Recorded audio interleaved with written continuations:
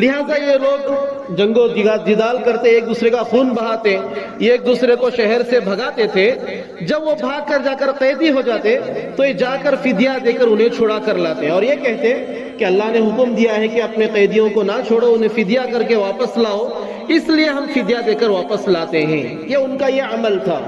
اس پر اللہ تعالیٰ آگے فرماتے ہیں افتؤمنون ببعض الکتاب وتکفرون ببعض، کیا تم توریت میں سے بعض کتاب پر ایمان لاتے ہو اور بعض کا انکار کرتے ہو؟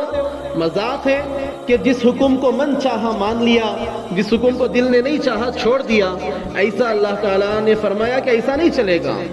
اللہ تعالیٰ اس کی بڑی سزا مقرر فرماتے ہیں، اور آگے اللہ تعالیٰ کہتے ہیں فما جزاء من يفعل ذلك منكم، اس شخص کی سزا کیا ہوگی جو ایسی حرکت کرے کہ اللہ کے بعض احکام کو مانے بعض کو نہ مانے۔ اللہ تعالیٰ فرماتے ہیں کہ اس کی سزا یہ ہے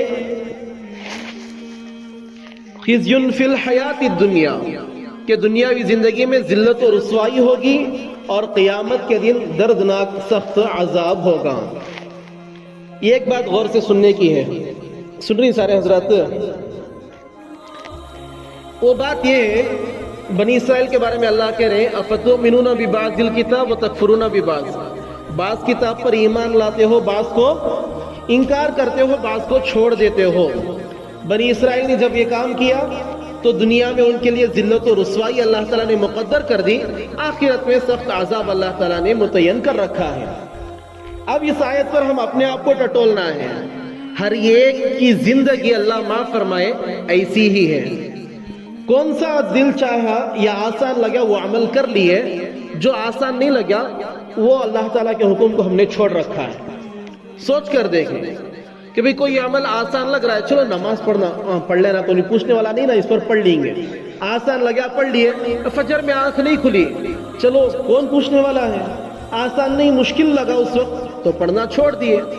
نیک کام کبھی سچ بول کر فائدہ دکھ رہا تو سچ بول دیے، کبھی دکھ رہا ہے کہ سچ بولیں گے تو نقصان ہو جائے گا، جھوٹ بول دیے۔ کچھ احکامات کو مانتے ہیں، کچھ نہیں مانتے۔ معاملات کے اندر، معاشرت کے اندر رشوت لینا، سود دینا، الگ الگ طریقے سے گناہوں میں لگے ہوئے ہیں۔ یعنی کہ اللہ تعالیٰ کے قرآن کے احکامات کو، نبی صلی اللہ علیہ وسلم کے ارشادات میں جو دل چاہا ہم مانتے ہیں، جو دل نہیں چاہا اسے چھوڑ دیتے ہیں۔ جو آسان لگا اس پر عمل کر لیا، جو آسان نہیں لگا اس کو ہم نے بھی ترک کر رکھا ہے۔ اس کی سزا ضرور مل کر رہے گی۔ آج جو یہ رونا ہم رو رہے ہیں نہیں کہ ہندوستان میں مسلمانوں کی حالت کتنی بدتر ہے، ابھی پرسوں بیان آیا، ایک شیطان نے یہ انٹرویو دیا کھلے عام، حالانکہ کھلے عام کسی کو انٹرویو کسی قوم کے خلاف، کسی مذہب کے خلاف دینے کا حق نہیں ہے، یہ ہمارا کانسٹیٹیوشن، ہمارا آئین ہند کہتا ہے، مگر یہ کھلے عام کہتا ہے ایک شیطان کہ دارالعلوم دیوبند کو بند کیا جائے، دعوت تبلیغ کو بند کیا جائے، جمعیت العلماء کو بند کیا جائے۔ پھر ایک 5-6 دن پہلے چک منگلور کا ایک شیطان بولے کہ بھئی مدارس کے اندر دہشت گرد پیدا ہوتے ہیں۔ دھیرے دھیرے یہ ساری چیزیں، مساجد بند، علماء پر بائیکاٹ، ان سب چیزیں سے ہوتے ہوتے جو قوم اپنے دینداروں سے کٹ جاتی ہے، علماء سے کٹ جاتی ہے، اس قوم کے گمراہ ہونے میں کوئی کسر باقی نہیں رہتی، کوئی زیادہ وقت نہیں لگتا اس قوم کے گمراہ ہونے میں، اگر وہ قوم علماء سے، مساجد اور مدارس سے کٹ گئی۔ یہ مدارس سے جو دین کو باقی رکھے ہوئے ہیں، یہ دعوت و تبلیغ کی محنت ہے جو عمومی طور پر دین کی فضا عام کر رکھی ہوئی ہے۔ اگر یہ کام بند ہو گئے، جمعیت العلماء ایک واحد ایسی تنظیم ہے جو بلا تفریق مسلک و مذہب، غیروں میں بھی اپنوں میں بھی قوم کا پیسہ لے کر تمام پر خرچ کرتی ہے۔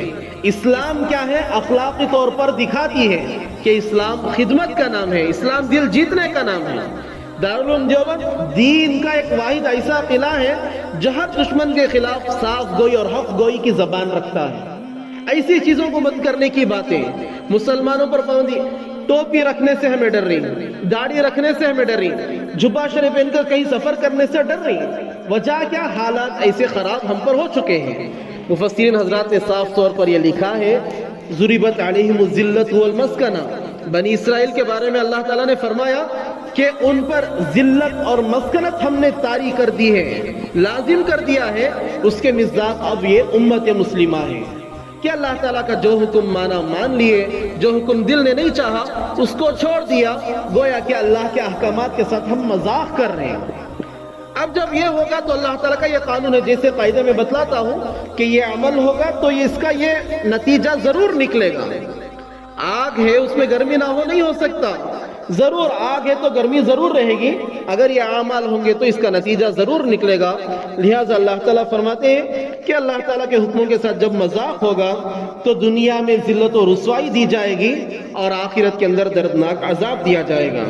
پھر آگے اللہ تعالیٰ فرماتے ہیں کہ یہی وہ یہودی لوگ ہیں جو آخرت کے بدلے میں دنیاوی مال کو خرید لیتے ہیں، دنیاوی زندگی اور اس کے آرام کو خریدتے ہیں۔ آگے اللہ تعالیٰ فرماتے ہیں کہ ان کے ان اعمال کی وجہ سے ان کے عذاب میں کوئی تخفیف کمی بھی نہیں کی جائے گی اور ان کی مدد بھی نہیں کی جائے گی۔ آیتوں کا ترجمہ دیکھ لیں۔ اللہ رب العزت فرماتے ہیں وَإِذْ أَخَذْنَا مِيثَاقَ بَنِي إِسْرَائِيلَ، اور یاد کرو اس وقت کو جب ہم نے عہد و پیمان لیا بنی اسرائیل سے، لا تعبدون الا اللہ، کہ تم عبادت نہیں کرو گے سوائے اللہ کی، وَبِالْوَالِدَيْنِ إِحْسَانًا وَذِي الْقُرْبَى وَالْيَتَامَى وَالْمَسَاكِينِ، اور والدین کے ساتھ، رشتہ داروں کے ساتھ، یتیموں کے ساتھ اور مسکینوں کے ساتھ اچھا برتاؤ کرو گے، نیک سلوک کرو گے۔ وَقُولُوا لِلنَّاسِ حُسْنًا، اور لوگوں سے اچھی بات کہو گے۔ وَأَقِيمُوا الصَّلَاةَ، اور نماز کو قائم رکھو گے۔ وَآتُوا الزَّكَاةَ، اور زکوٰۃ ادا کرتے رہو گے۔ ثُمَّ تَوَلَّيْتُمْ، پھر تم لوگوں نے روگردانی کی، إِلَّا قَلِيلًا مِّنْكُمْ، مگر تم میں سے چند لوگ فرما بردار رہے۔ وَأَنْتُمْ مُعْرِضُونَ، اور تم تو روگردانی کرنے والے، اعراض کرنے والے ہی ہو۔ وَإِذْ أَخَذْنَا مِيثَاقَكُمْ، اور یاد کرو اس وقت کو جب ہم نے تم سے عہد لیا، لا تسفکون دماءکم، کہ تم آپس میں ایک دوسرے کا خون نہیں بہاؤ گے، ولا تخرجون انفسکم من دیارکم، اور نہ ہی تم آپس میں ایک دوسرے کو ان کے گھروں سے نکالو گے۔ ثم اقررتم، تو تم نے اقرار کیا، وانتم تشہدون، اور تم خود اس بات کے گواہ ہو۔ ثم انتم ہؤلاء، اور پھر تم تو وہی لوگ ہو، تقتلون انفسکم، آپس میں ایک دوسرے کے قتل کرتے ہو، خون بہاتے ہو، وتخرجون فریقا منکم من دیارہم، اور تم میں سے ایک جماعت کو ان کے گھروں سے نکالتے ہو، تظاہرون علیہم بالاسم والعدوان، اور اپنے بھائیوں کے خلاف دوسروں کی گناہ اور ظلم و عداوت کے ساتھ مدد کرتے ہو۔ وَإِن يَأْتُوكُمْ أُسَارَىٰ تُفَادُوهُمْ، اور جب وہ قیدی بن کر آتے ہیں تو تم فدیہ دے کر انہیں چھڑاتے ہو۔ وَهُوَ مُحَرَّمٌ عَلَيْكُمْ إِخْرَاجُهُمْ، حالانکہ ان کا نکالنا ہی تم پر حرام قرار دیا گیا تھا۔ أَفَتُؤْمِنُونَ بِبَعْضِ الْكِتَابِ وَتَكْفُرُونَ بِبَعْضٍ، کیا تم اللہ تعالیٰ کی کتاب میں بعض پر ایمان لاتے ہو اور بعض کا انکار کرتے ہو؟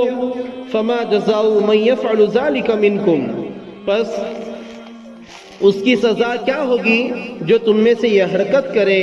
الا خزي فی الحیات الدنیا، سوائے اس کے کہ دنیاوی زندگی میں اس کے لیے ذلت و رسوائی ہو۔ ویوم القیامت یردون الی اشد العذاب، اور قیامت کے دن وہ لوٹائے جائیں گے سخت عذاب کی جانب۔ وما اللہ بغافل عما تعملون، اور اللہ تعالیٰ بے خبر نہیں ہے ان چیزوں سے جو تم کرتے ہو۔ اولئک الذین اشتروا الحیات الدنیا بالآخرہ، یہ وہی لوگ ہیں جنہوں نے آخرت کے بدلے حقیر سی دنیاوی چیز کو خرید لیا۔ فلا یخفف عنہم العذاب، لہذا ان پر سے عذاب میں تخفیف نہیں کی جائے گی۔ ولا هم ینصرون، اور نہ ہی وہ مدد کیے جائیں گے۔ لہذا ان آیتوں کے اندر جو سب سے پہلی بات ہمیں سبق حاصل کرنے کی وہ یہ ہے کہ والدین کے ساتھ حسن سلوک کیا جائے۔ اس کا اللہ تعالیٰ نے بہت بڑا درجہ رکھا ہے۔ والدین کے ساتھ حسن سلوک میں علماء نے یہ فرمایا، اگر زندہ ہو تو ان کی خدمت کرنا، ان کی اطاعت کرنا، ان کی پیروی کرنا، اگر انتقال کر جائے تو ان کے لیے ایصال ثواب کرنا، جب بھی موقع ملے ان کی قبروں کی زیارت کے لیے جا کر ان کے لیے کچھ دعا درود فاتحہ پڑھ کر آنا، اور والدین کے جو محبین تھے، خاص لوگ تھے، رشتہ دار تھے، ان کے انتقال کے بعد ان کے ساتھ اچھا برتاؤ کرنا۔ پھر اللہ تعالیٰ کے جو عہد و پیمان، جو احکامات اللہ تعالیٰ نے ہم سے لیے ہیں، جو احکامات اللہ تعالیٰ نے ہم پر عائد کیے ہیں، اس کے بارے میں ہمیں فکر مند رہنے کی ضرورت ہے کہ ہر معاملے میں یہ دیکھیں کہ اللہ تعالیٰ کا حکم ہم پورا کر رہے ہیں یا صرف جو چاہا پورا کر لیا، جو چاہا چھوڑ دیا، ایسا چل رہا ہے۔ گزشتہ ہفتہ بھی بات آئی تھی کہ نیک اعمال، پورے دین کے اندر جتنے بھی نیک اعمال ہیں تمام پر عمل کریں گے تبھی نیک آدمی ہے۔ تھوڑے پر کر لیا، تھوڑا چھوڑ دیا تو نیک کام کرنے والوں میں اس کا شمار نہیں ہوتا۔ اللہ تعالیٰ سے دعا کہ اللہ تعالیٰ ہم تمام کو کسی باتوں کو سمجھ کر اس پر عمل کرنے کی توفیق عطا فرمائے۔ آمین وآخر دعوانا الحمدللہ رب العالمین۔